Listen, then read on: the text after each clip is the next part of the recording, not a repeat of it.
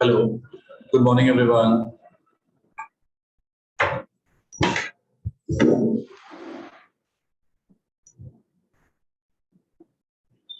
So we'll start with arithmetic portion today.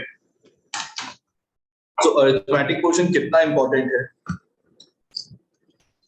कितने questions आते हैं इसमें से?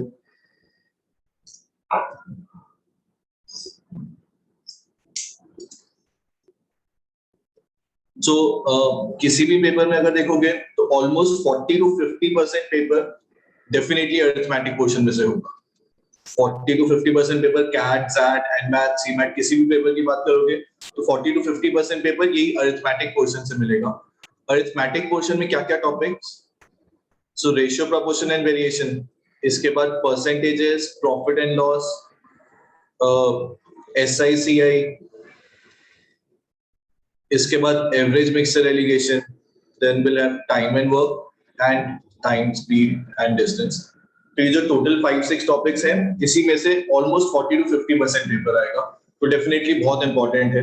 लेकिन ऐसा क्यों? इसमें से सबसे ज्यादा topic, इसमें से सबसे ज्यादा questions क्यों आते हैं? ये कोई भी अगर टॉपिक देखोगे ना तो इसके अंदर अगर हम लोग देखें तो फॉर्मूला बेस्ड क्वेश्चंस तो नहीं है. तो इस वाले अगर टॉपिक में हम लोग देखें तो पूरा का पूरा लॉजिक बेस्ड क्वेश्चंस है. मतलब वो क्वेश्चन की अंडरस्टैंडिंग बहुत इंपॉर्टेंट है. एक बार अगर क्वेश्चन समझ में आ गया तो इतने छोटे से के अंदर हमारे पास सॉल्व हो जाएगा. मतलब ऐसा 2-3 पेज का सोल्यूशन नहीं होगा. लेकिन अगर एक बार क्वेश्चन समझ आ गया तो हम लोग बहुत शॉर्टकट कर सकते हैं. एंड पर्टिकुलरली टाइम, स्पीड और डिस्टेंस में अगर आप लोग देखोगे कि अगर आप लोगों ने क्वेश्चन को ठीक से नहीं समझा, कुछ ऐसा ट्रेडिशनल अप्रोच लगा रहे हो तो डेफिनेटली 2-3 पेज का जाएगा. और अगर क्वेश्चन समझ में आ गया क्या बोलना चाहते हैं तो हम लोग 2-3 लाइन में सॉल्व कर सकते हैं. तो ये पूरा अरिथमेटिक पोर्शन लॉजिक बेस्ड है. क्वेश्चन की अंडरस्टैंडिंग बहुत इंपॉर्टेंट है. तो कोई भी क्वेश्चन है, इंस्टेड ऑफ कि हम लोग क्वेश्चन देखते ही स्टार्ट करते हैं सॉल्व करना, उससे बेटर है कि उसमें 1 मिनट लगा के या उसको अच्छे से रीड करके पहले समझने की कोशिश करें कि क्या बोला है क्वेश्चन में, और उसके बाद हम लोग स्टार्ट करें. अच्छा, ऑल्सो अब ये जो ऑर्डर है जो हम लोग रेशियो, प्रोपोर्शन, वेरिएशन में सीखेंगे, यही सब चीजें हमारे पास आगे अप्लाई होगी. तो जो यहाँ रेशियोज में अप्रोच होगा, एग्जैक्टली सेम अप्रोच परसेंटेजेस में, और इसी से सिमिलर अप्रोच कुछ टाइम एंड वर्क टीएसडी में भी यूज होगा. ठीक है, तो ये रेशियो प्रोपोर्शन सबसे इंपॉर्टेंट है. So will initially start with ratios. कैसे डिफाइन कर सकते हो क्या मतलब होता है रेशियो का?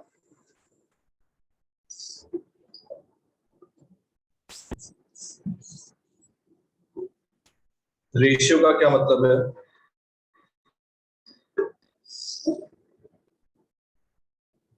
कुछ भी जनरल बोल दो, कुछ एग्जांपल भी दे दो कि चलेगा. मैं तो रेशियो पूछा ना, प्रोपोर्शन नहीं पूछा. रेशियोज का क्या मतलब है? अच्छा चलो, अगर मैं कुछ नंबर्स देता हूँ, let's say if I have 3 numbers, suppose इनका वैल्यू है let's say 48, 64 and let's say 96. इनका रेशियो बता सकते हो कितना मिलेगा?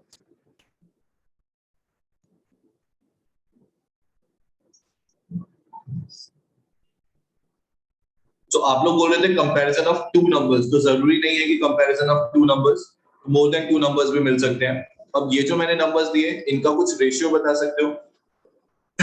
कितना रेशियो मिलना चाहिए? 3:4:6. ये कैसे पता चला? तो इसमें से कुछ कैंसिल करते हैं. तो लेट्स से अगर मैं 2 से डिवाइड करूं तो आई गेट 24, 32, 48. फर्दर 2 से डिवाइड कर सकते हैं. सो आई थिंक टोटल कितने से डिवाइड कर पाएंगे यहाँ पे? 16 से. तो अगर मैं ये तीनों नंबर्स को 16 से डिवाइड करता हूँ तो ये मेरे पास रेशियो मिलेगा. तो ऐसा बोल सकते हैं कि जो भी हमारे पास नंबर्स हैं, by taking the common quantity, जो हमारे पास रिमेनिंग क्वांटिटी बचेगा, जो हमारे पास सिंपलेस्ट फॉर्म के नंबर्स होंगे, इसी को बेसिकली हम लोग रेशियो बोलते हैं. तो ऐसा बोल सकते हैं कि किसी भी नंबर में कुछ कैलकुलेशन इजी करने के लिए, इंस्टेड ऑफ कि हम लोग बड़े नंबर्स के साथ डील करें, हम लोग जितना भी कॉमन ले सकते हैं वो कॉमन बाहर रख लेते हैं. और अब जो ये सिंपलेस्ट फॉर्म में नंबर मिला, इससे कैलकुलेशन करके हम लोग थोड़ा सा इजी कैलकुलेशन कर पाएंगे. तो इंस्टेड ऑफ कि मैं बड़े नंबर्स के साथ डील करूं, हम लोग छोटे नंबर्स के साथ डील कर रहे हैं. जो छोटे नंबर्स हमारे पास कुछ सेम प्रॉपर्टीज डिफाइन करेंगे, इसी को बेसिकली हम लोग रेशियो बोलते हैं. अच्छा, एक चीज मैं ऐसा बोल सकता हूँ कि एक्चुअल नंबर से रेशियो में अगर कन्वर्ट करने के लिए डिवाइड करना है, इसका रिवर्स देखें एक बार. सपोज आई हैव 3 नंबर्स जिनका रेशियो लेट्स से हमारे पास 5:7 लेट्स से 11. सपोज बी का मैंने एक्चुअल नंबर बोला कि लेट्स से इसका एक्चुअल नंबर है लेट्स से 56. तो क्या बाकी सबका एक्चुअल नंबर बता सकते हो?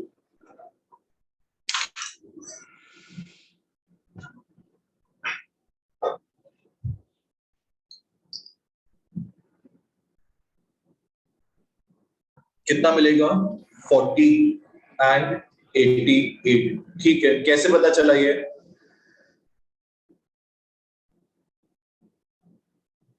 तो जब एक्चुअल से रेशियो में चेंज किया था तो एक्चुअल से रेशियो के लिए कुछ नंबर से डिवाइड किया था. अब ऐसा बोल सकते हैं कि हम लोगों ने फर्स्ट नंबर को किसी और से डिवाइड, सेकंड नंबर को किसी और नंबर से डिवाइड नहीं किया था, तीनों को सेम नंबर से डिवाइड करना था. तो अगर मैं इसी का रिवर्स देखूं तो अगर मेरे पास रेशियो से एक्चुअल में मल्टीप्लाई करना है तो आप अलग अलग नंबर से मल्टीप्लाई नहीं कर सकते. Will have to multiply all the three numbers with the same number. तो अब अगर 7 को 56 में चेंज करना है तो कितने से मल्टीप्लाई करना है? यहाँ पे 8. So this would basically mean कि a का भी वैल्यू 8 टाइम्स, c का भी वैल्यू 8 टाइम्स. तो a का वैल्यू 40 एंड c का वैल्यू 88. अभी यहां तक कोई डाउट किसी को?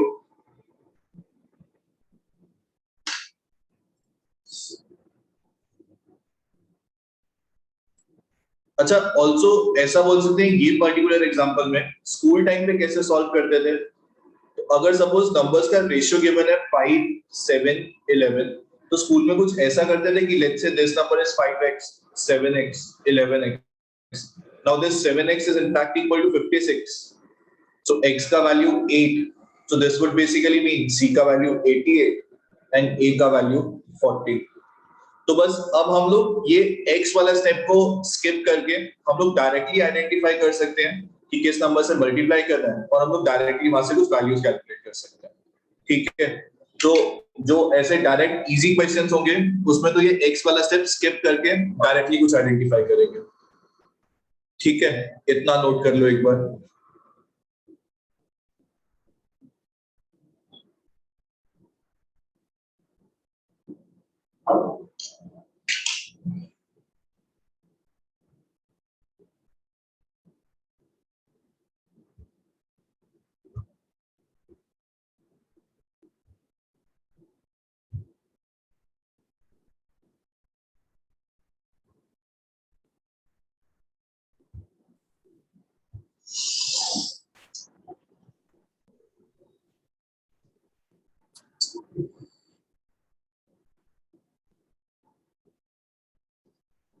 So next, इसी के लिए let's say if I take one more example, suppose two numbers are in the ratio, let's say 5:7.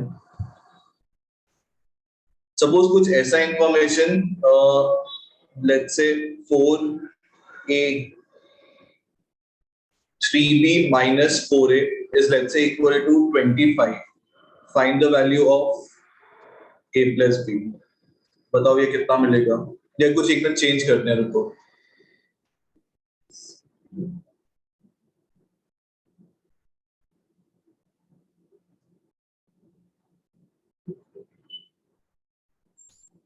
बताओ a प्लस बी का वैल्यू कितना होगा?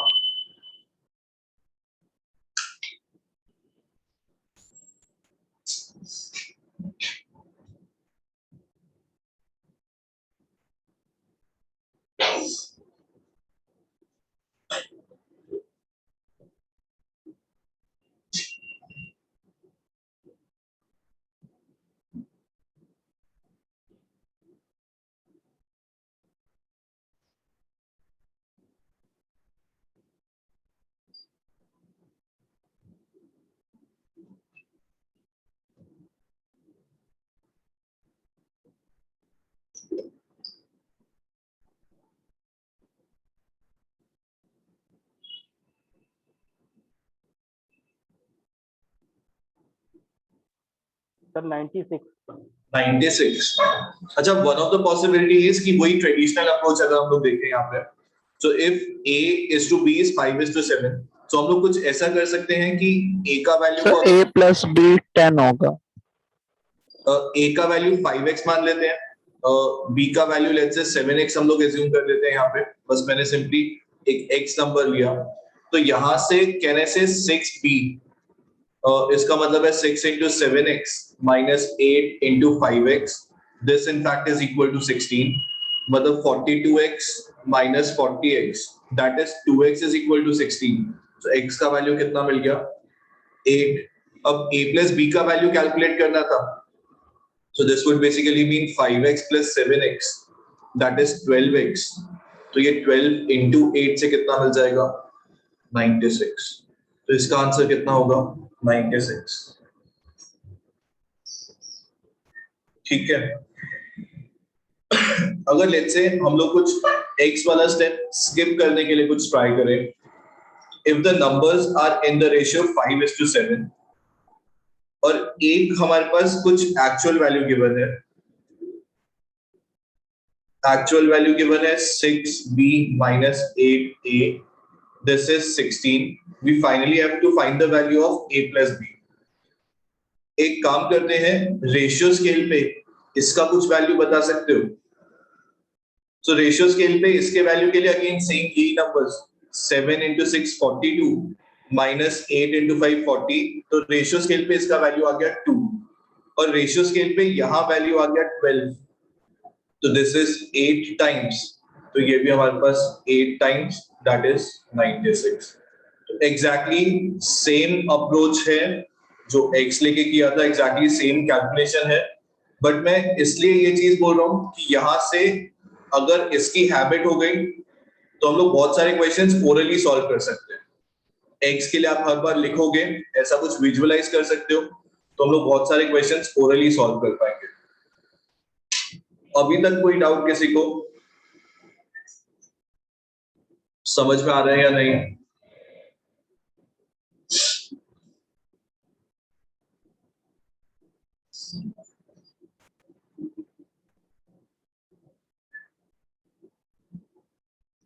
ये नोट कर लो एक बार।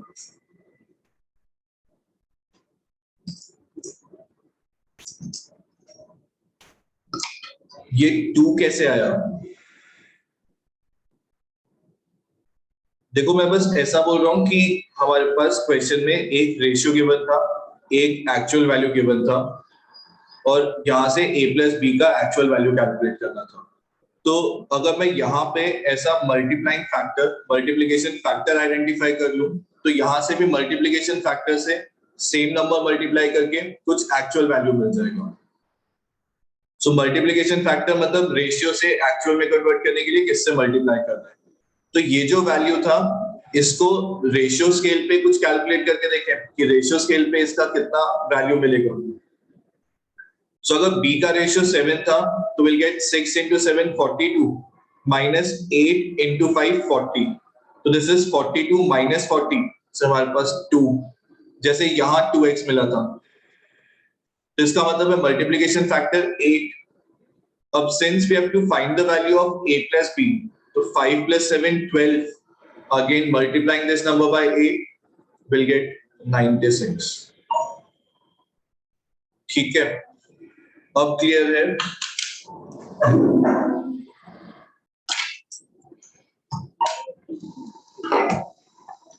सो एग्जैक्टली सेम अप्रोच है जो ऊपर हम लोगों ने बस x लिया था, बस मैं वो x नहीं लेना चाहता, अदरवाइज कैलकुलेशन सेम है, कुछ भी डिफरेंट नहीं है।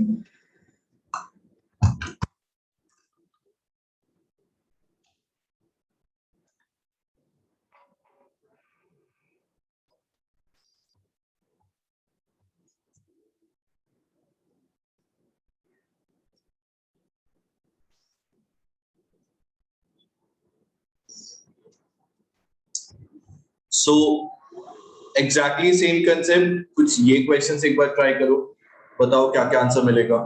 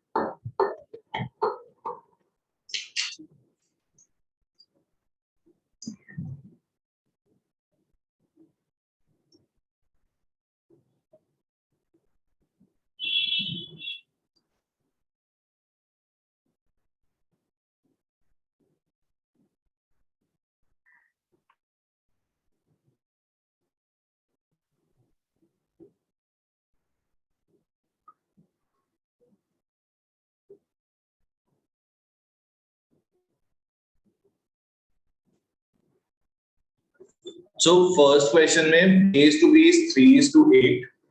Again A actual value given है, उसके corresponding ratio calculate करते हैं.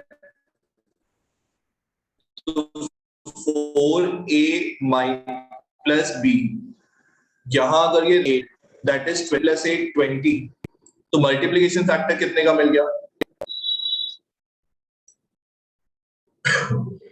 So multiplication factor 25, sorry multiplication factor 5. जो भी रेशियो है उसको एक्चुअल में चेंज करने के लिए we'll have to multiply the number by 5. अब B minus A ratio scale पे कितना बनेगा? 8 minus 3 से 5 again multiplied by 5 will get 25 answer. First question का आंसर 25. फर्स्ट क्वेश्चन में किसी को डाउट? अब सेकंड को ओरली ट्राई करें. सो रेशियो स्केल पे ये वैल्यूज को सब्स्टिट्यूट करते हैं. तो 2 into 3 6 plus 7 13 minus 8 5. इसका मतलब है जो रेशियो पे मेरे पास 5 नंबर था उसका एक्चुअल वैल्यू 20 है. इसका मतलब है सभी को 4 से मल्टीप्लाई करना है. अब A plus B plus C ये रेशियो पे कितना मिलेगा? 10 plus 8 18. तो इसका एक्चुअल वैल्यू क्या होगा? 18 into 4 that is 72. ठीक है, तो वो x वाली अप्रोच से बाहर निकलो. थोड़ा सा ऐसा ओरली ट्राई करने के लिए हम लोग कर सकते हैं ओरली ये वाले questions. So any doubt in these two questions?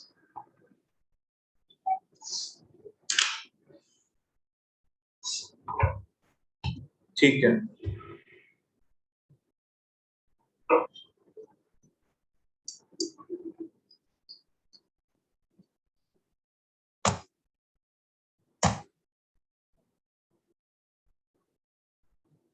So ये हमारे पास कुछ डायरेक्ट रेशियो बेस्ड क्वेश्चंस थे. अब रेशियोज में next topic is scaling. Scaling में कुछ ऐसा इंफॉर्मेशन होगा कि let's say if I have two different ratios और ये दो रेशियोज को लेट्स से कुछ कंबाइन करना है. Suppose let's say if I have A is to B is let's say 2 is to 3 and suppose B is to C is let's say 3 is to 5. क्या दोनों ratios को combine करके A, B और C का combine ratio बता सकते हैं?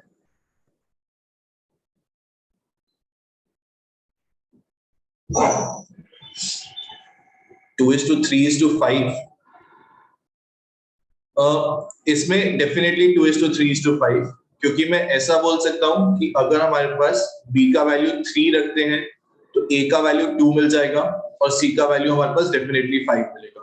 क्योंकि अगर मैंने B का वैल्यू 3 रखा तो A का वैल्यू 2, C का वैल्यू 5. इजी था, लेकिन इसी से हम लोग कुछ ना कुछ आगे अप्रोच एक बिल्ड कर लेंगे जो हमारे पास इन जनरल किसी भी नंबर के लिए एप्लीकेबल है. सो फॉर एग्जांपल अगर A is to B का रेशियो 2 is to 3 and B is to C का रेशियो 6 is to 7. अब बताओ कॉमन रेशियो.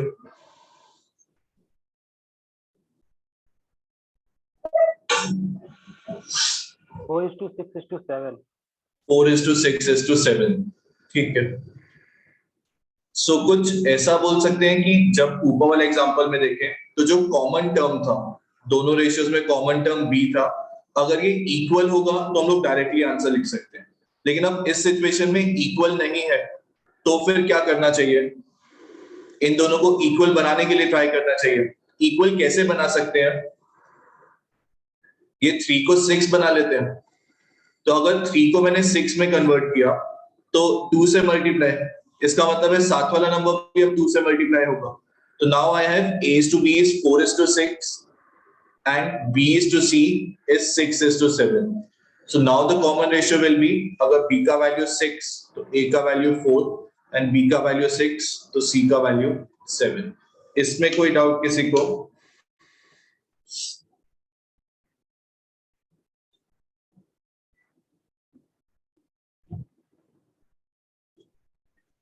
जो सिंपल लॉजिक है कि जो भी कॉमन टर्म था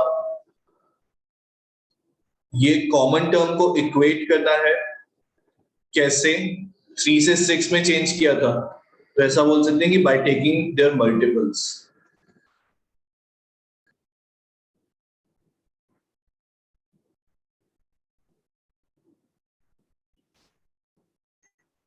ठीक है, इसी को अब फर्दर कुछ एग्जांपल देखें। So let's say a is to b is let's say 5 is to 6, b is to c is let's say 8 is to 9। अब बताओ कॉमन रेशियो।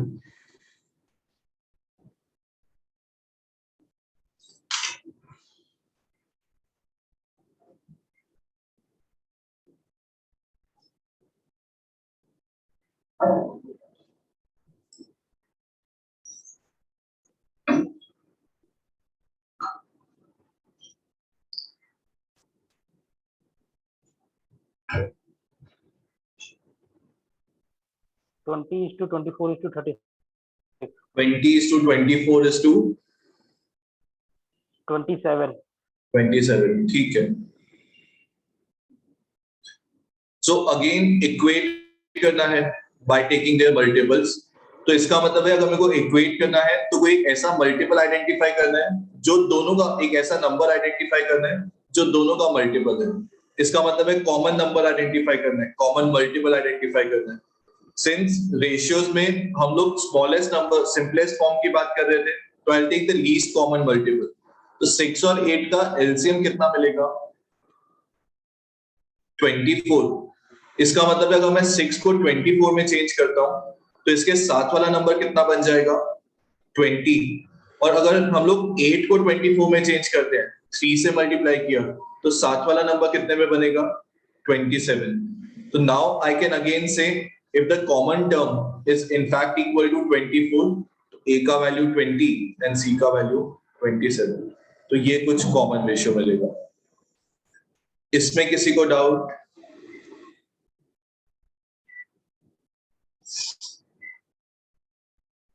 सो बस स्केलिंग में यही हमारे पास कंसेप्ट है कि हमारे पास टू रेशियोज और मोर देन टू रेशियोज, इनको कुछ कंबाइन करना है।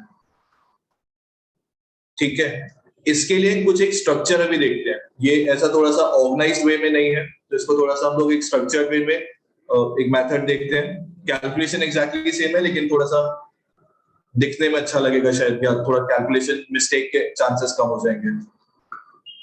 अच्छा, कोई भी आप लोग कॉमन रेशियो कैलकुलेट करते हो तो हम लोग उसको वेरीफाई भी कर सकते हैं। वेरीफाई करने का मतलब है कि जो मेरे पास 5:6 का रेशियो है, वो ये दो नंबर्स में अभी भी सेटिस्फाई होना चाहिए, और जो 8:9 का रेशियो है वो 24 और 27 इनमें सेटिस्फाई होना चाहिए।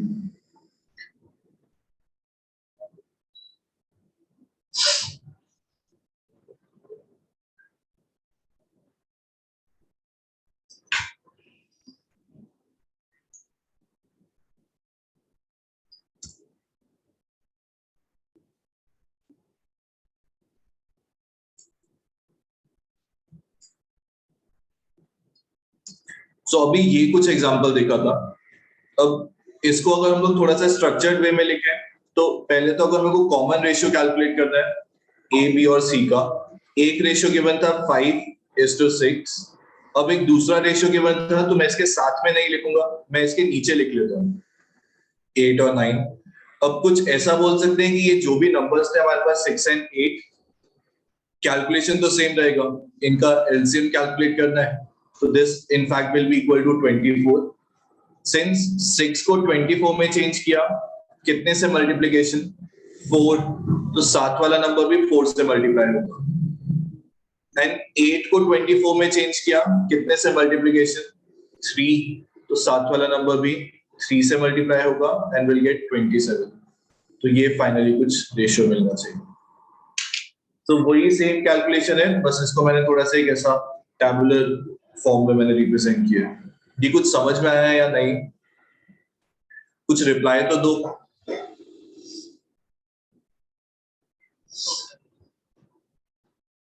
ठीक है, ठीक है, 2-3 एग्जांपल्स और देखते हैं, ये आप लोग ट्राई करो एक बार।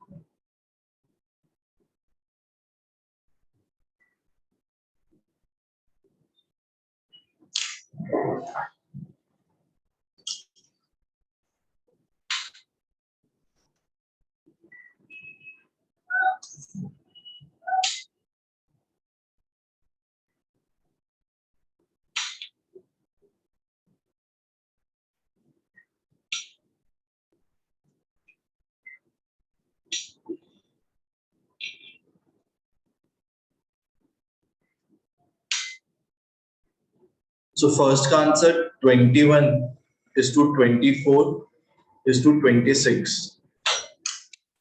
ठीक है.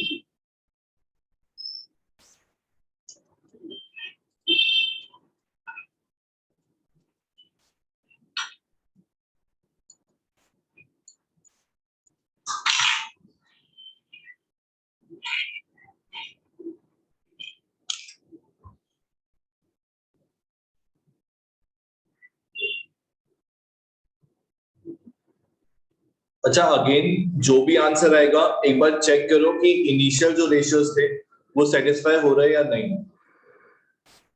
ठीक है, ए बी का रेशियो 8:9 होना चाहिए और बी सी का ratio 12:13 and similarly C and D के लिए.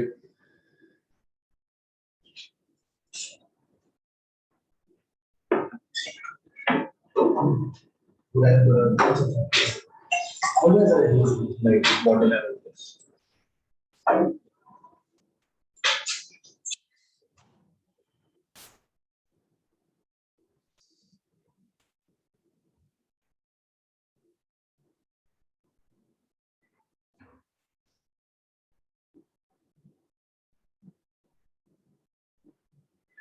सो अब 3 रेशियोज कैसे कंबाइन करें?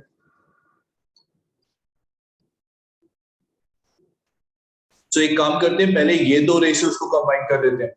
सो वी हैव 8, 9, 12 एंड 13. तो बताओ कॉमन रेशियो कितना?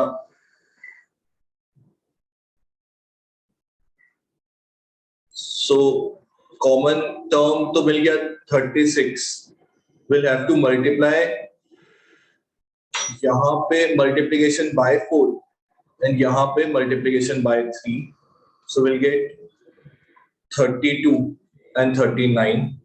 अब नेक्स्ट सी और डी का रेशियो 26:27. सो अगेन इन दोनों का एलसीएम 78. सो ऊपर कितने से multiplication 2 times. So will get 64, 72 and नीचे कितने से multiplication 3 times. So will get 81.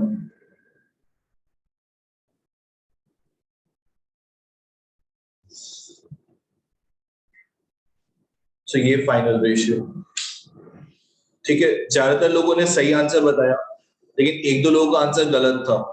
तो अगेन जो भी आंसर आए अभी इनिशियली तो एक बार वेरीफाई करके देख लिया करो.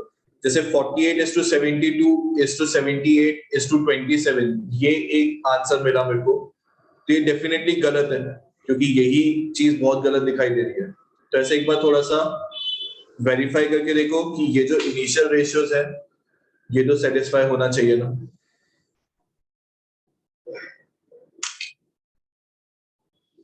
ठीक है, आगे चले.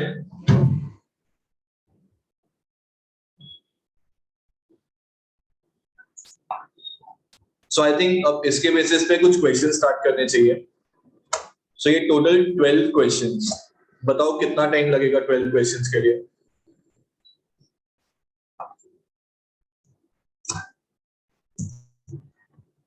12 मिनट्स तो कम होंगे. I'll wait for 20 minutes. ठीक है, 20 मिनट्स का मैं टाइम दे रहा हूँ, ये क्वेश्चंस ट्राई करो.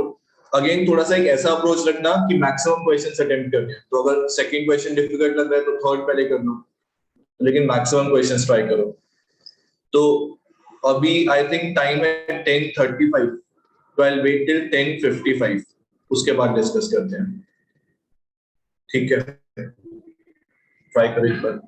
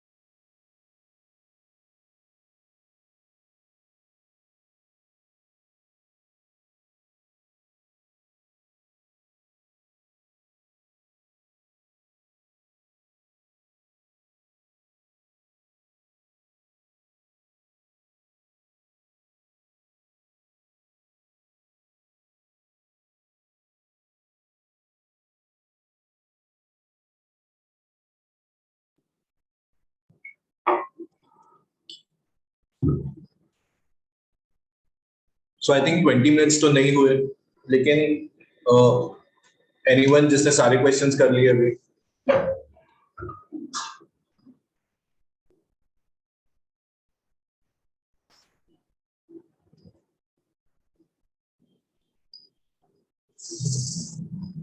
अभी नहीं हुआ कंप्लीट।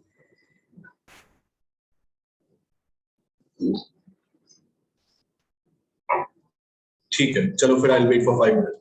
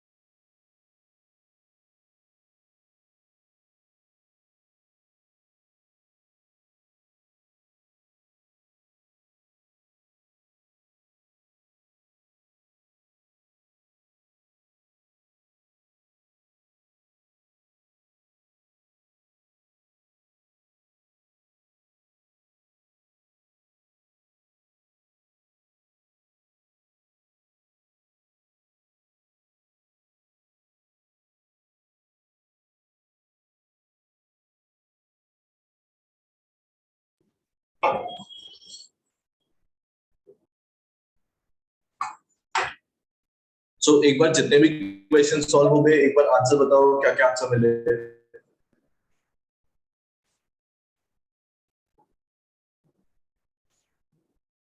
सो फर्स्ट का आंसर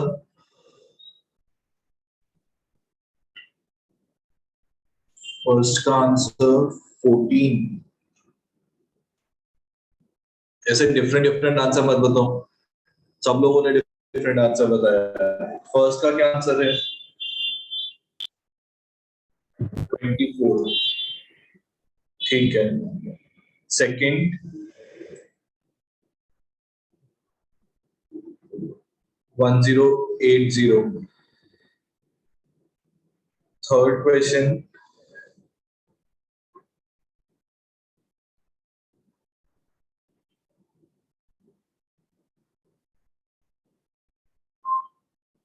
4400। ठीक है। नेक्स्ट क्वेश्चन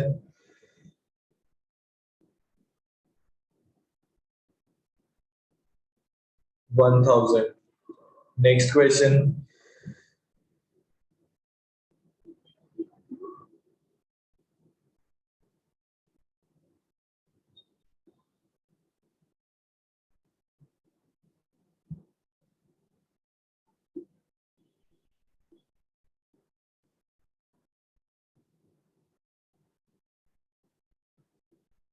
चलो नेक्स्ट क्वेश्चन का मेरे को कोई भी सबका ही डिफरेंट आंसर है, तो will definitely discuss question number 5, उसके बाद देखते हैं नेक्स्ट क्वेश्चन।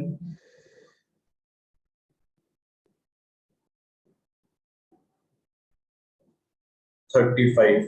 ठीक है। नेक्स्ट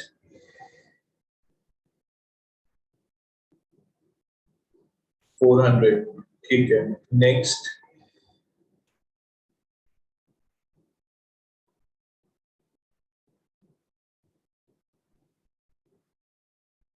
सो अगेन बहुत डिफरेंट आंसर्स मिल रहे हैं मेरे को यहाँ पे।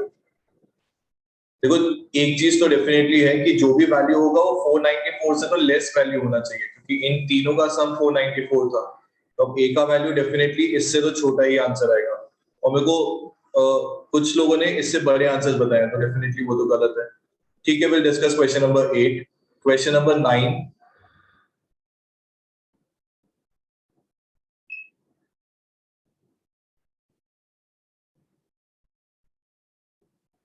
नाइन्थ नहीं किया क्या? ठीक है। 10th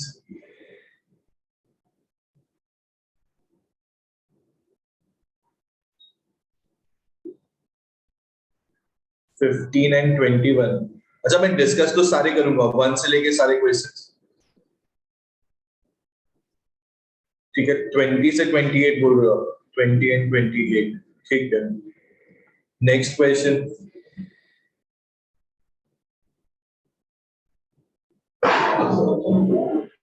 नेक्स्ट नहीं हुआ।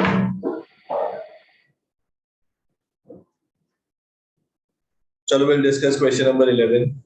12th का फर्स्ट पार्ट, दिस वाज अच्छा 1100, 1650 एंड 2250। 12th का first part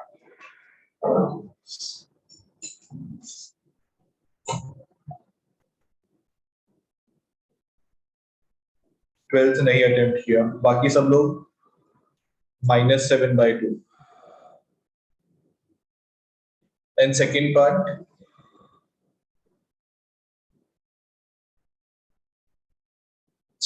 can not determine.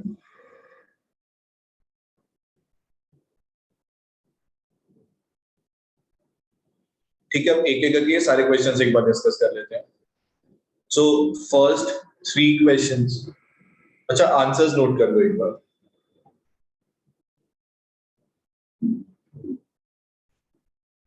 So first 3 questions, इसमें फर्स्ट क्वेश्चन में तो कोई डाउट नहीं होगा किसी को।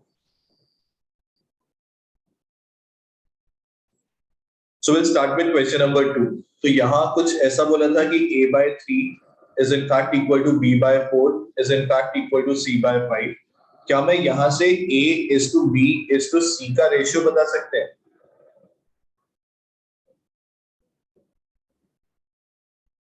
So one of the possibilities is कि let's say if I compare the first two numbers, can I say यहाँ से a upon b in fact will be equal to 3/4, and comparing the second two numbers b upon c is in fact equal to 4/5.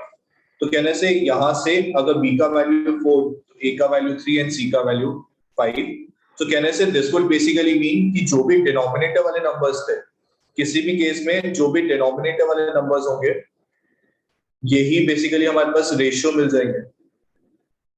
तो अगर कहीं पे भी a upon something, b upon something, c upon something था, तो हम लोग directly उसको रेशियो ले सकते हैं। ठीक है, तो अब अगर सपोज रेशियो स्केल पे 3, 4, 5 और हमारे पास एक्चुअल वैल्यू कितना गिवन था, अगर इनको मैं रेशियो स्केल पे चेक करूं तो a plus b plus c ये रेशियो स्केल पे आएगा हमारे पास 12, which in fact is equal to 1440, मतलब 120। तो b प्लस c कितना है यहाँ पे 9 multiplied by 120, so we'll get 1080। ठीक है, यहाँ पे ये वाला एक इंपॉर्टेंट पार्ट था कि जो भी डिनोमिनेटर है यही हमारे पास रेशियो मिलेगा। अब इसी से सिमिलर अगर नेक्स्ट क्वेश्चन की बात करें तो यहाँ पे डिनोमिनेटर नहीं है, यहाँ पे मल्टीप्लिकेशन है। अब क्या बनेगा रेशियो, यहाँ पे a is to b is to c का रेशियो बता सकते हो?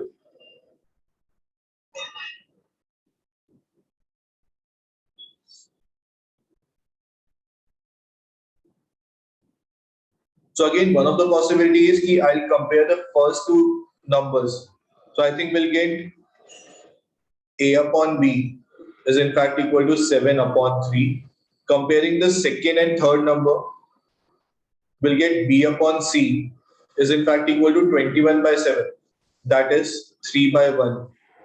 तो इसका मतलब है कि हमारे पास 7, 3:1 का रेशियो मिल जाएगा। ठीक है, तो इस केस में हमारे पास रेशियो मिल गया 7:3:1। क्या कोई शॉर्टकट बता सकते हैं यहाँ पे?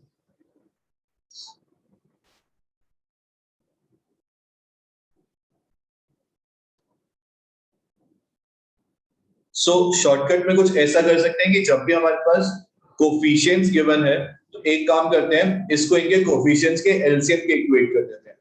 सो 3, 7 and 21, इनका एलसीएम कितना मिलेगा 21। So now if 3a is in fact equal to 21, तो a का value 7, 7b is equal to 21, तो b का value 3, 21c is equal to 21, तो c का वैल्यू 1। So जब भी डिवाइड में नंबर होंगे डायरेक्टली रेशियो, और जब भी मल्टीप्लिकेशन में कुछ ऐसे नंबर्स होंगे तो एलसीएम से इक्वेट करके वहां से हम लोग रेशियो कैलकुलेट कर सकते हैं। ठीक है, इसमें किसी को कोई डाउट? बाकी वो रेशियो वाला आगे वाला स्टेप एक बार खुद ट्राई कर लेना, मिल जाएगा वहां से आंसर।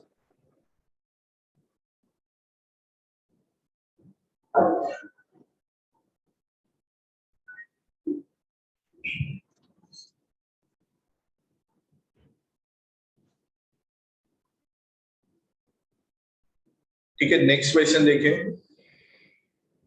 तो फोर्थ क्वेश्चन में कोई डाउट किसी को?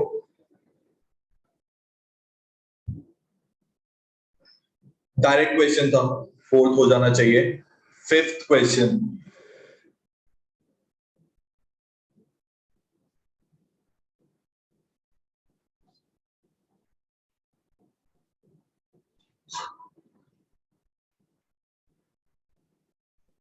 फोर्थ का आंसर 1000।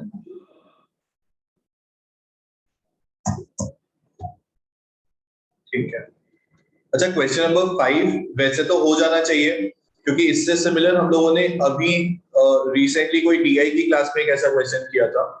अगर मेरे पास a प्लस बी का वैल्यू 6, 7 and 8, क्या a plus B plus C ratio scale पे बता सकते हो कितना मिलेगा?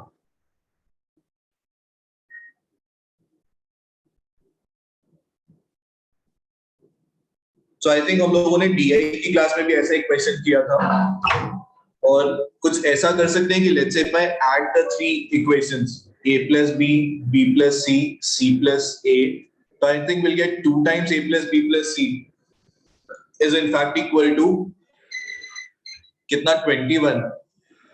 इसका मतलब है कि a plus B plus C का वैल्यू कितना मिल जाएगा 21/2। अब अगर रेशियो स्केल पे दिस इज 21/2 और एक्चुअल केस में दिस इज 14, तो मल्टीप्लिकेशन फैक्टर कितना बनेगा?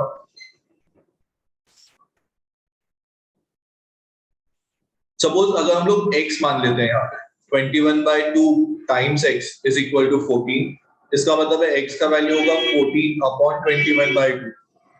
इसका मतलब है जो भी वो मल्टीप्लिकेशन फैक्टर है, this in fact is equal to actual number divided by the ratio. तो 14/21/2, so I think this will be 2/3/2, that is 4/3। तो मेरे को अब सभी नंबर्स को 4/3 से मल्टीप्लाई कर, तो अगर मेरे को c रेशियो में मिल जाएगा तो हम लोग 4/3 से मल्टीप्लाई करके c का एक्चुअल वैल्यू बता सकते हैं। अच्छा, ऑडियो में कुछ इश्यू आ रहा है क्या?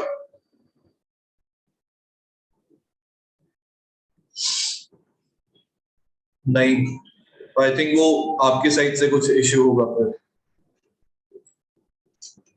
अनुष्का, रिपीट करूं क्या मैं ये? अभी ऑडियो क्लियर आ रहा है या नहीं?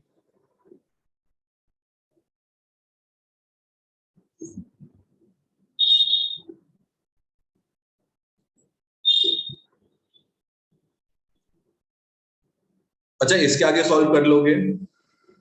c का वैल्यू के लिए ये सबट्रैक्ट करते हैं, तो I think this will be 4.5 9/2।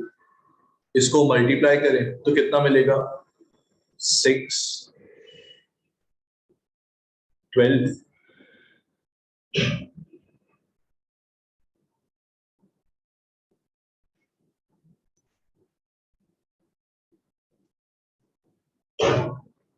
Six answer होना चाहिए ना?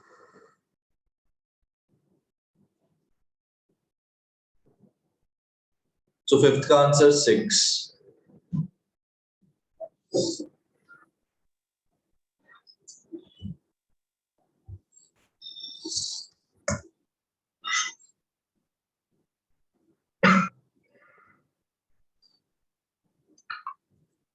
अच्छा, ये 9/2 कैसे है? यहाँ वाले में डाउट है, यहां तक क्लियर है या नहीं?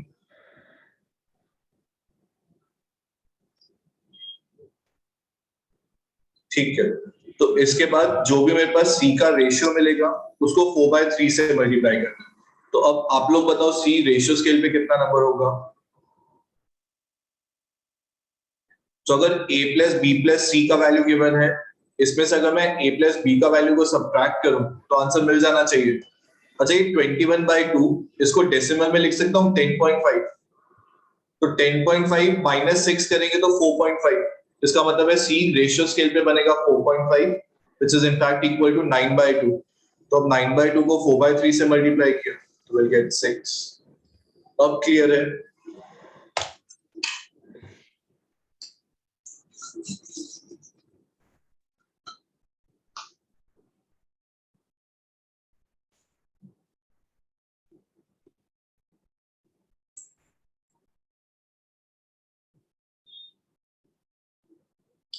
ठीक है, सो नेक्स्ट क्वेश्चन नंबर 6।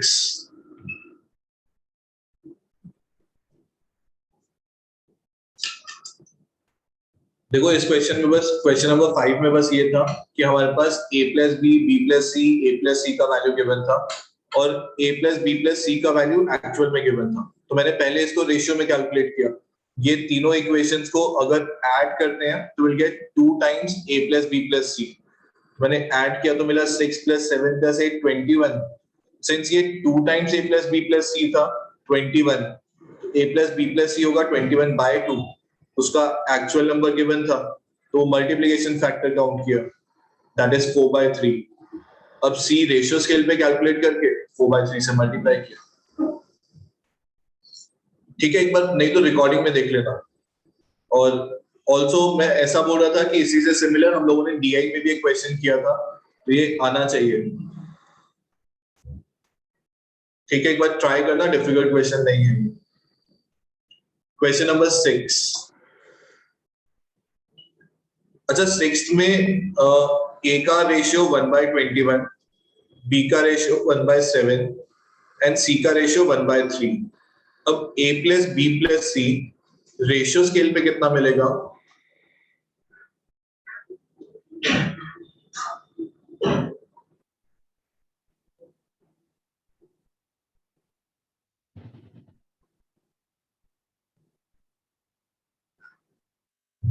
अच्छा, सब लोगों ने चेंज किया, डायरेक्टली नहीं किया, ऐसे डायरेक्टली तीनों को ऐड नहीं किया क्या?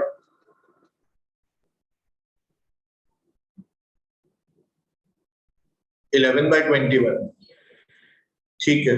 क्या ऐसा करना चाहिए? तो आई थिंक हम लोग कुछ ऐसा बोल सकते हैं कि मैंने स्टार्टिंग में बोला था कि हम लोग रेशियोज तब यूज करेंगे सो दैट हमारी कैलकुलेशन थोड़ी सी इजी हो जाए। लेकिन अगर ऐसा फ्रैक्शन में आ रहा है हमारे पास नंबर्स, तो आई थिंक कैलकुलेशन इजी तो बिल्कुल भी नहीं होगी। तो इसलिए हम लोग हमेशा ट्राई करेंगे कि अब जो भी हमारे पास रेशियोज हैं वो रेशियोज कभी भी फ्रैक्शन में नहीं लेंगे। So will avoid fractional values, will avoid decimal values, और ट्राई करेंगे कि किसी तरीके से उसको इंटीजर में चेंज कर सके। ठीक है, तो अगर मेरे पास सपोज फ्रैक्शन नहीं लेना, डेसिमल नहीं लेना, ये फ्रैक्शन से इंटीजर में कैसे चेंज कर सकते हैं? एक काम करते हैं, जितने भी डिनोमिनेटर्स है ना उनके एलसीएम से मल्टीप्लाई कर लेते हैं। तो अगर मैं 21 से मल्टीप्लाई करूं तो I think will get 1:3:7।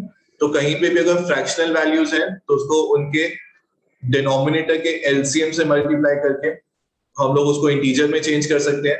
And I think अब बहुत इजीली आंसर बता सकते हैं। 1:3:7 था, तो रेशियो स्केल पे दिस इज 11, जिसका actual value 385, multiplication factor 35, so the smallest number in fact will be equal to 35। ये आंसर होगा। ठीक है, क्लियर है या नहीं?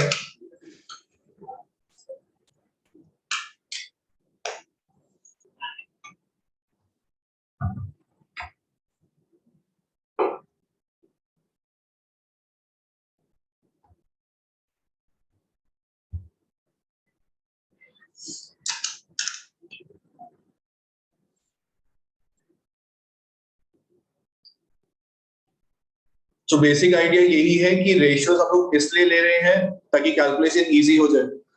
तो मतलब फ्रैक्शंस नहीं लेना चाहिए क्योंकि बहुत डिफिकल्ट कैलकुलेशन होगा उसमें।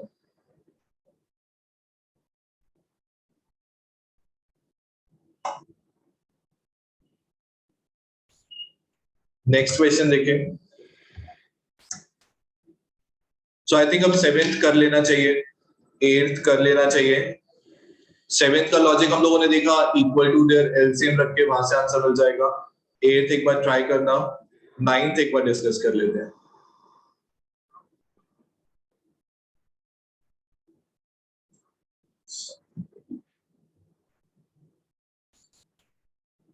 सो क्वेश्चन नंबर 9, 8th का आंसर। अब आप लोगों ने तो आंसर डिफरेंट डिफरेंट बताया। एक मिनट रुको, मैं 8th का आंसर बता देता हूँ।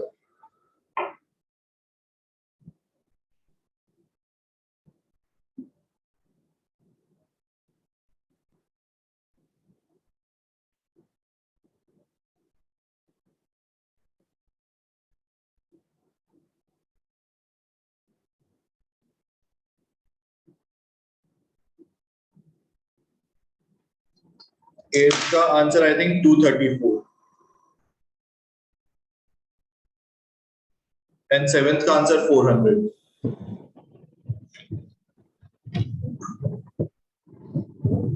नाइन्थ का आंसर 930।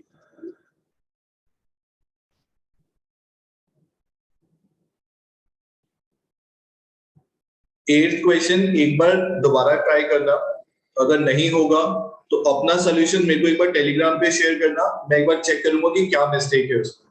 ठीक है, लेकिन एट्थ डायरेक्ट क्वेश्चन है, एक बार खुद ट्राई करना चाहिए।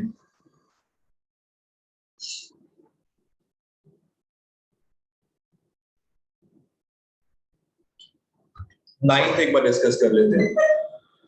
So they have said that 1540 is divided among A, B and C such that share of A is 2/9 times as much as B plus C। इसका मतलब है कि A का जो भी शेयर होगा this is 2/9 times the share of B plus C। इसका मतलब है can I say A and B plus C का रेशियो is 2:9। इसका मतलब है कि अगर A का रेशियो 2 तो B प्लस C का रेशियो होगा 9, तो A plus B plus C का रेशियो कितना होगा ये बता सकते हैं?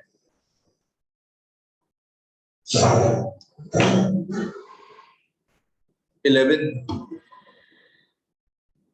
ठीक है, ऐसे ही सेकेंड केस में यहां से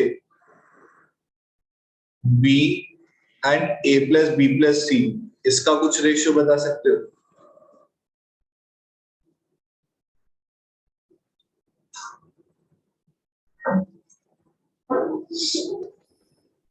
थ्री इज टू 14, क्योंकि this will be 3, A plus C is 11, तो A plus B plus C 14 हो जाएगा। एक बार दोबारा ट्राई करना चाहते हो अभी, या मैं सॉल्व कर दूं बस इसके आगे?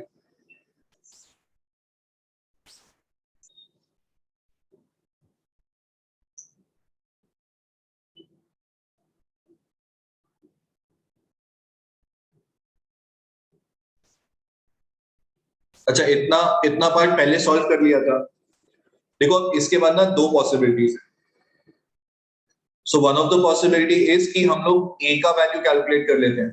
सो कहने से A एंड टोटल का ratio 2:11, so this would basically mean A will get 2/11 of total, that is A will get 2/11 of 1540। इसको कैंसिल करें तो दिस इज 140, इसका मतलब है A का शेयर इज 280।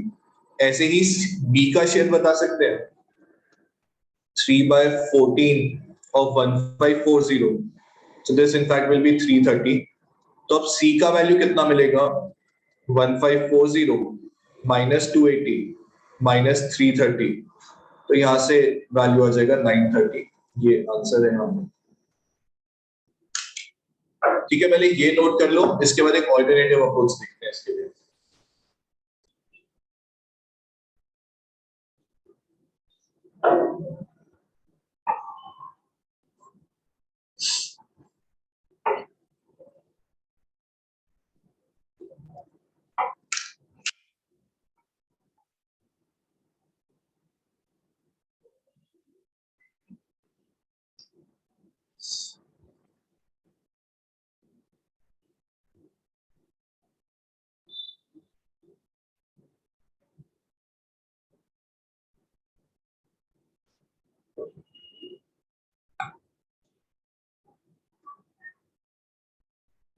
प्रज्वल क्या डाउट है?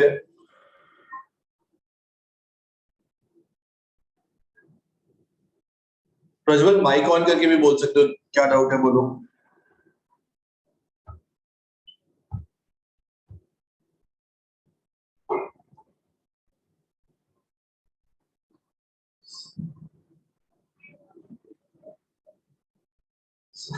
अच्छा उत्कर्ष, आपका ये डाउट है कि ये दो रेशियोज अलग अलग कैसे आ सकते हैं? क्योंकि वो दो डिफरेंट रेशियोज है ना, यही तो हम लोगों ने स्केलिंग में देखा था कि दो डिफरेंट रेशियोज में अगर दो डिफरेंट वैल्यूज हैं तो हम लोग इनको कंबाइन कर सकते थे। तो definitely A plus B plus C के दो अलग अलग रेशियोज में अलग अलग वैल्यूज हो सकती है ना। जैसे A इज टू B का वैल्यू 2:3 और B इज टू C का रेशियो 4:5, तो दो रेशियोज में अलग अलग वैल्यू डेफिनेटली मिल सकती है। ठीक है या नहीं? लेकिन क्या अब मैं इसी को यूज करके एक सेकेंड अप्रोच बता सकता हूं? तो अगर since A plus B plus C के लिए दो डिफरेंट वैल्यूज थी, तो कुछ एक कॉमन रेशियो बता सकते हैं? 11 और 14 का एलसीएम कितना मिलेगा? 154। तो एक कॉमन रेशियो के लिए ऐसा बोल सकते हैं कि अगर A plus B plus C का वैल्यू 154, तो A का वैल्यू 14 टाइम्स 28 और B का वैल्यू 11 टाइम्स 33। तो यहाँ रेशियो स्केल पे C का वैल्यू कैलकुलेट कर लो, दिस विल बी 93। अब सिंस एक्चुअल वैल्यू 1540 था, तो इसका भी एक्चुअल वैल्यू 930 मिलेगा। ये सेकंड अप्रोच समझ में आया या नहीं?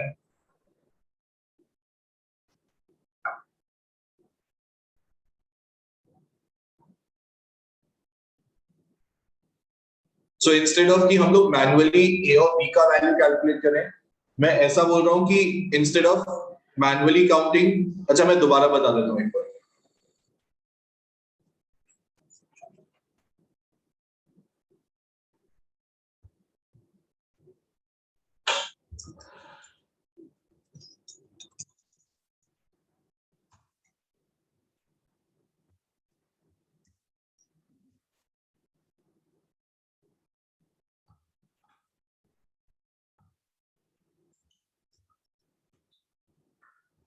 तो यहाँ पे a b plus c, a plus b plus c 2:11 था. एक second ratio b a plus c, a plus b plus c, this is 3:14. सो मैं ऐसा बोल रहा हूं कि ये जो सेकेंड अप्रोच में मेरे पास दो रेशियोज हैं, इसमें कॉमन टर्म था a plus b plus c, और फर्स्ट टाइम था ये 2:11 और सेकेंड टाइम में ये था 14:3. तो कॉमन रेशियो को कंबाइन कर लेते हैं. सो ये हो जाएगा 154, ऊपर 14 से मल्टीप्लीकेशन 28, नीचे 11 से multiplication, so will get 33. So instead of calculating the actual values, मैंने इनिशियली सब कुछ रेशियो पे कैलकुलेट किया. आउट ऑफ 154 a का वैल्यू 28, b का वैल्यू 33, तो रेशियो में ही हमारे पास c का वैल्यू मिल जाएगा 93. अब सिंस एक्चुअल वैल्यू इज 1540, तो इसका भी एक्चुअल वैल्यू 930 मिलेगा. सो जो मेरा एग्जांपल है, इसमें कुछ ज्यादा कैलकुलेशन में डिफरेंस नहीं आया, लेकिन कुछ क्वेश्चंस के अंदर ऐसा पॉसिबल है कि ये अप्रोच इजी होगा या हो सकता है ये वाला अप्रोच डिफिकल्ट होगा. अच्छा, क्लियर है या नहीं?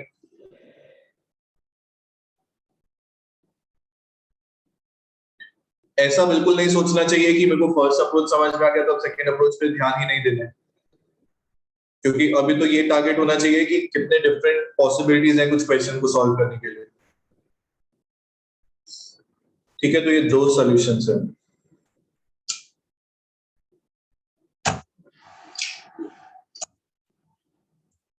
सो फाइनली ये तीन क्वेश्चंस. अच्छा, मैं 10th अभी आज नहीं डिस्कस कर रहा, हमारे पास टाइम नहीं है अभी इतना. तो 10th और 11th एक बार दोबारा ट्राई करना, नहीं तो अदरवाइज मैं इसका सोल्यूशन ग्रुप में ही पोस्ट कर दूंगा, उसमें से देख लेना.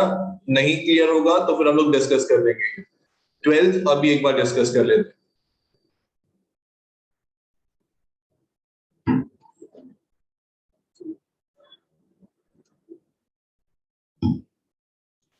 सो 12th का फर्स्ट पार्ट में क्या कर सकते हैं यहाँ पे. अच्छा, मैंने ऐसा बोला था कि हम लोग x वाला स्टेप स्किप कर रहे हैं सो दैट हमारी कैलकुलेशन इजी हो जाए, लेकिन एक्चुअल अप्रोच तो वही है. हम लोग ऐसा बोल सकते हैं कि अगर a और b का value are in the ratio 5:6, तो a का वैल्यू 5 टाइम्स समथिंग होगा, b का वैल्यू 6 टाइम्स समथिंग होगा. तो ये वैल्यू को यहाँ सब्स्टिट्यूट करते हैं, तो will get 2 times 5x plus 3 times 6x upon 2 times 5x minus 3 times 6x. ये कितना मिलेगा? And this is 10x minus 18x, so we'll get 28x by minus 9x, 8x. सही किया, गलत किया? So x से x cancel, I think we'll finally get -7/2. तो ये तो फर्स्ट पार्ट हो गया. एग्जैक्टली सेम लॉजिक यूज करो सेकेंड पार्ट के लिए. बताओ सेकेंड पार्ट में क्या मिलना चाहिए?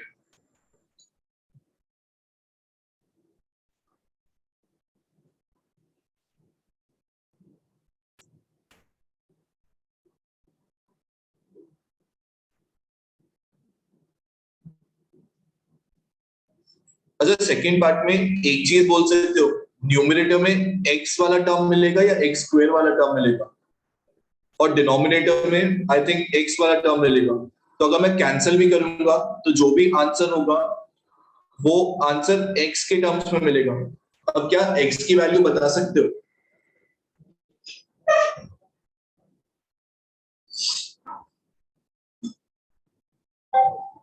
x का क्या वैल्यू है यहाँ पे?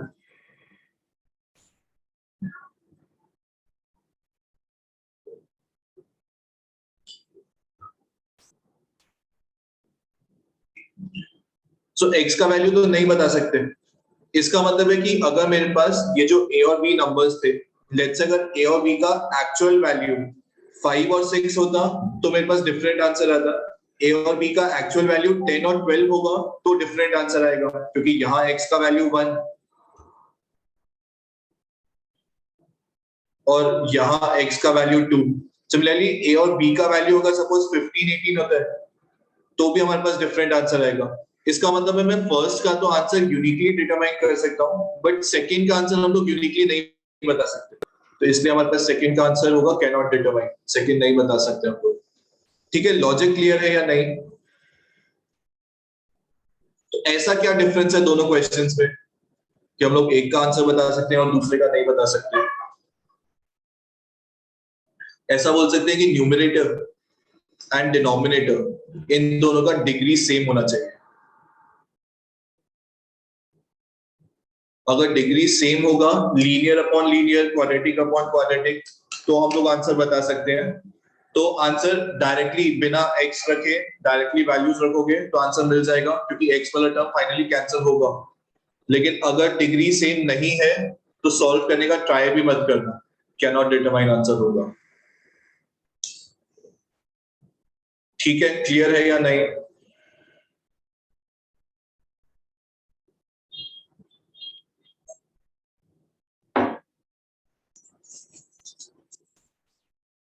ठीक है, ये नोट कर लो जल्दी से एक बार।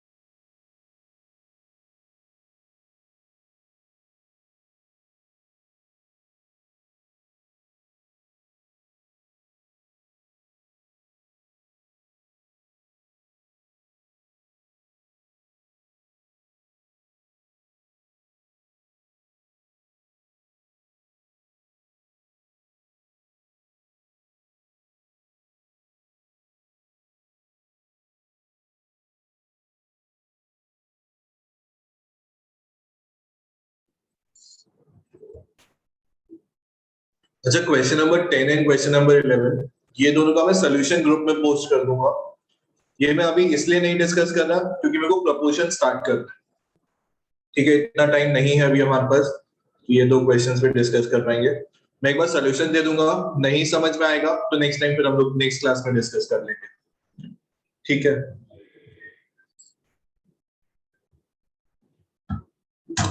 सो will start with proportion.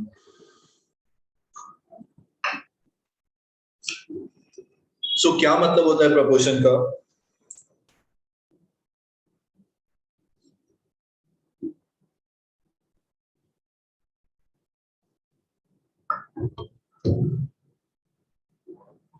So simply ऐसा बोल सकते हैं कि लेट्स से if I have two different ratios, A is to B, C is to D, suppose ये दोनों ratios equal हैं, that is A upon B is in fact equal to C upon D, तो अगर ये दो ratios equal हैं तो इसी को हम लोग basically proportion बोलेंगे।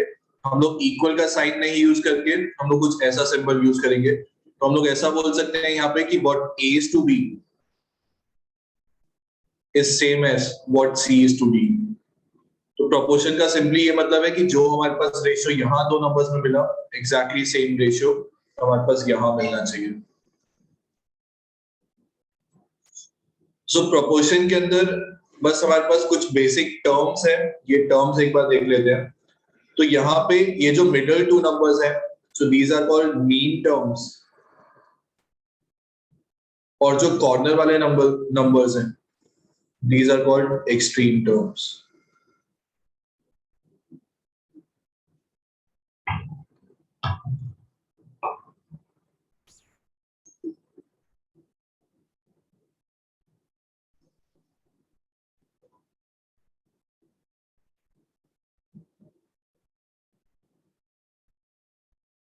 सो डेफिनेटली अगर हमारे पास a upon b is same as c upon d, तो यहाँ से मैं बहुत सारी चीजें और कैलकुलेट कर सकता हूँ, मतलब मैं बहुत सारे रिलेशंस बना सकता हूँ, वो भी अभी हम लोग देखेंगे।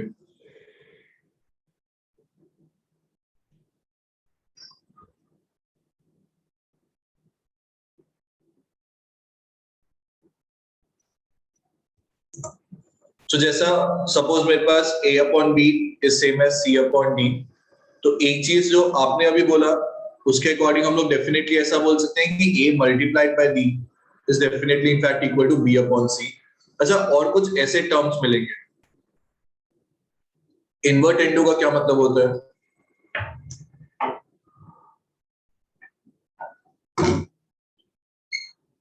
सो अगर ये नंबर्स हैं तो इसका रेसिप्रोकल ये भी हमारे पास इक्वल होगा। ऑल्टरनेटो का बेसिकली कुछ ऐसा मतलब होगा कि d upon b is in fact equal to c upon a। Finally componendo dividendo important है। इसका क्या मतलब है? कॉम्पोनेंटो का क्या मतलब होगा?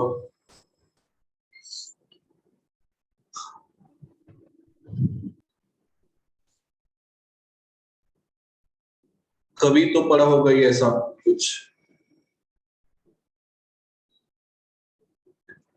सो कुछ ऐसा बोल सकते हैं कि a plus B upon B is in fact equal to c plus D upon D.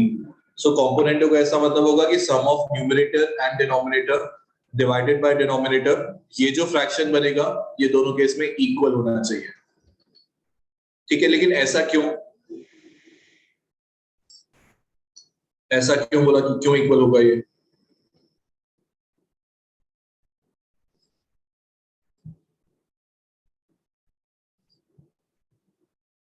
ठीक है, बिल्कुल सही है। तो हम लोग ऐसा बोल सकते हैं कि if a upon b is same as c upon d, let's say if I add 1, तो अब मिल जाएगा a plus b upon b is in fact equal to c plus d upon d। ठीक है, ऐसे ही डिविडेंडो क्या होगा?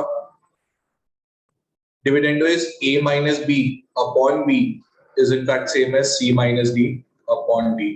बस इस केस में will subtract 1 from both the sides। ठीक है, सेम चीज मिल जाएगी यहाँ पे। और कॉम्पोनेंटो एंड डिविडेंडो टुगेदर का क्या मतलब?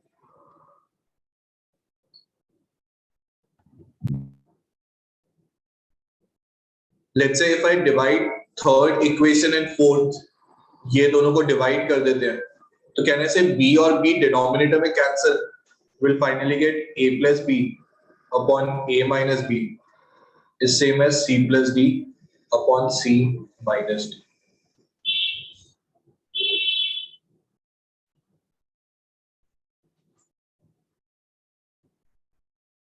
ठीक है। अच्छा, ये कॉम्पोनेंटो डिविडेंडो, इसमें दोबारा यही चीज एक बार अप्लाई करके देखो।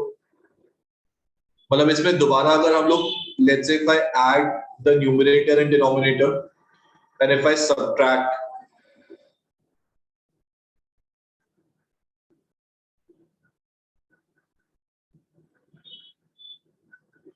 तो बताओ क्या मिलेगा?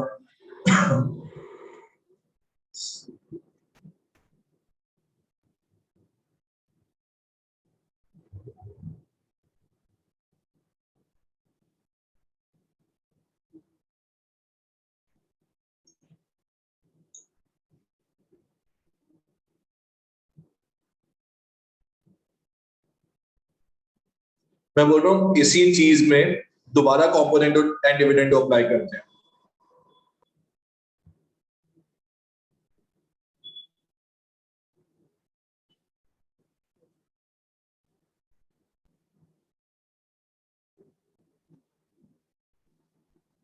So I think we'll again get the original fraction।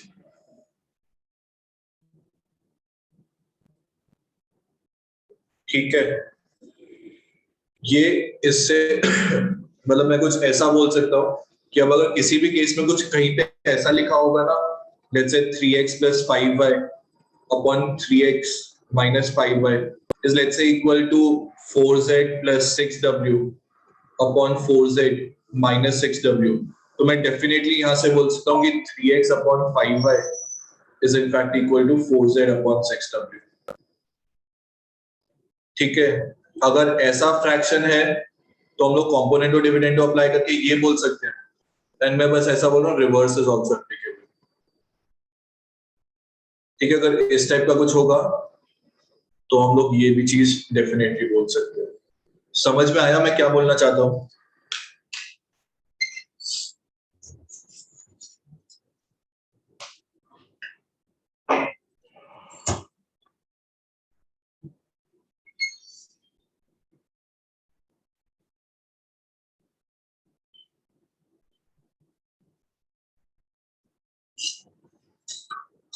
ये नोट कर लो एक बार।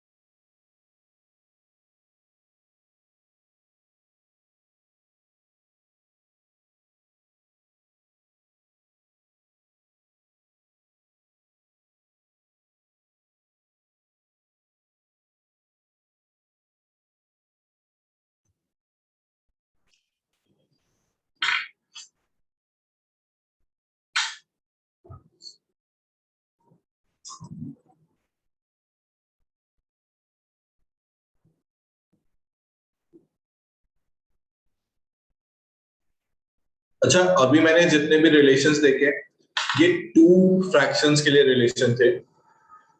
अब आई कैन इनफैक्ट से कि let's say if I have more than two fractions, suppose a upon b is same as c upon d is same as e upon f, so I can in fact say I'll get the same fraction if I add all the numerators and if I add all the denominators. मतलब अगर ये fractions let's say equal to k है, then sum of all the numerators upon sum of all the denominators, ये भी again हमारे पास k के equal मिलेगा। For example, let's say if I have 2 upon 3 is same as let's say 4 upon 6 is let's say same as 6 upon 9, then adding all the numerators 12 upon 18 ये भी exactly same fraction बनेगा।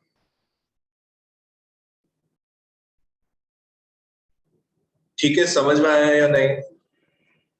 इसको justify कर सकते हो ऐसा क्यों?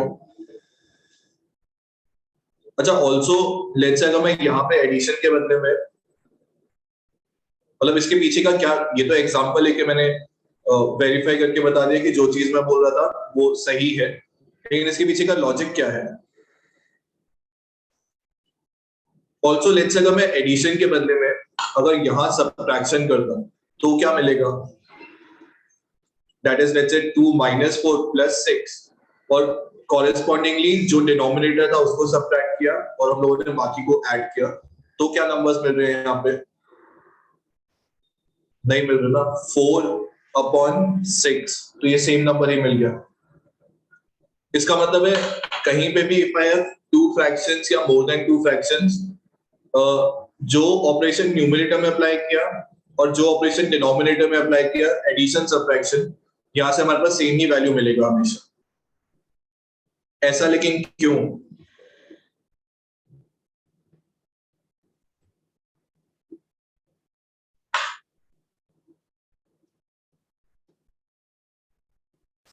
सपोज मैं इक्वल टू अगर k एज्यूम कर रहा हूं यहाँ पे, तो कहने से a can be written as b times k, c can be written as d times k and e can be written as f times k।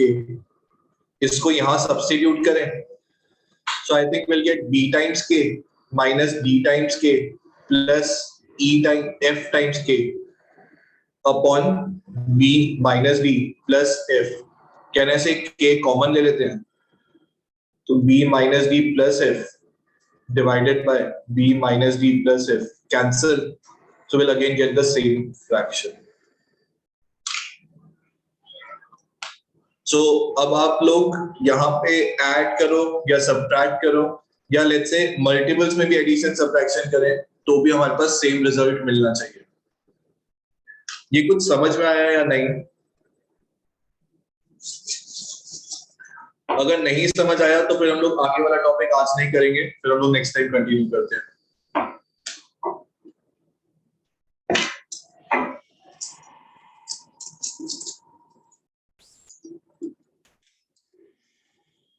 ठीक है, ये नोट कर लो एक बार।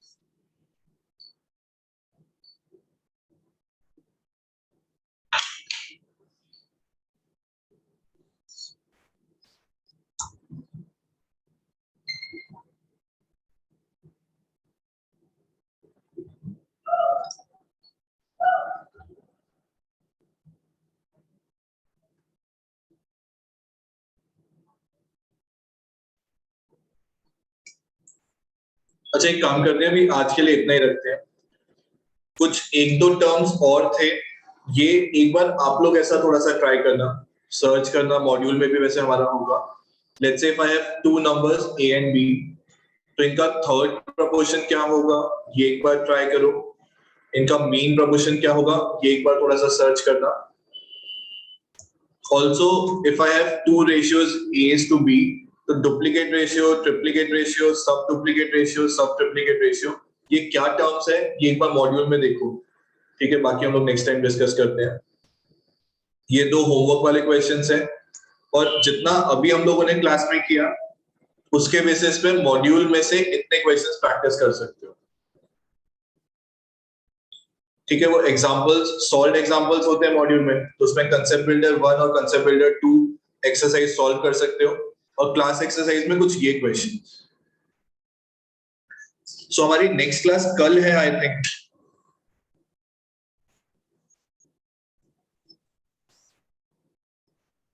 सो कल तक ये क्वेश्चंस ट्राई करके आओगे, एटलीस्ट क्लास एक्सरसाइज तो ट्राई करना। ठीक है, क्लास एक्सरसाइज के ये क्वेश्चंस ट्राई करने हैं, और ये डुप्लीकेट रेशियो, ट्रिप्लीकेट रेशियो, ये थोड़ा सा सर्च करो, बहुत इजीली मिल जाएगा मॉड्यूल में या इंटरनेट पे देख लेना एक बार। और ये थर्ड प्रोपोर्शन, मीन प्रोपोर्शन क्या होता है ये एक बार थोड़ा सा देखना। ठीक है, सो बाकी फिर कल कंटिन्यू करते हैं। बाकी मैं अभी ये जो पीपीटी है ये ग्रुप्स में पोस्ट कर दूंगा, तो आप लोग कुछ अगर मिस हो गया होगा तो उसमें से नोट कर लेना। ठीक है, चलो फिर कल कंटिन्यू करते हैं।